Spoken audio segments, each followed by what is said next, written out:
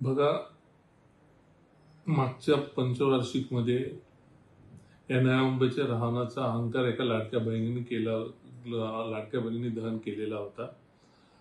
कुठं अंबानीच्या जीवावर, आता कुठं मंत्री वगैरे झालेलं, त्याचा उपभोग चांगल्या पद्धतीने घेऊन जनतेची सेवा करावी. नाहीतर या नव्या मुंबईतल्या रावणाचा दहन झाल्याशिवाय, या दसऱ्याला दहन झाल्याशिवाय राहणार नाही. आणि आता दिवाळी आलेलीच आहे, दिवाळी दसरा जवळच आहे, तेव्हा जनताच दाखवून देईल कोण रावण आणि कोण राम.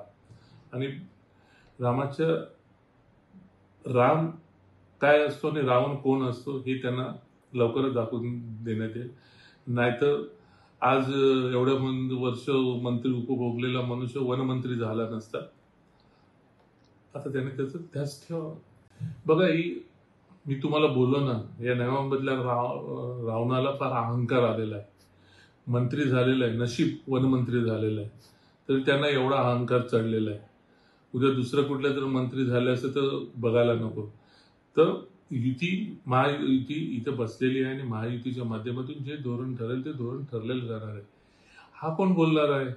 म्हणून मग मी सांगतो की याने जास्त अहंकारामध्ये राहू नये, नाहीतर दसऱ्याला ह्याच नव्या मुंबईच्या रावणाचा अहंकार झाल्याशिवाय राहणार नाही.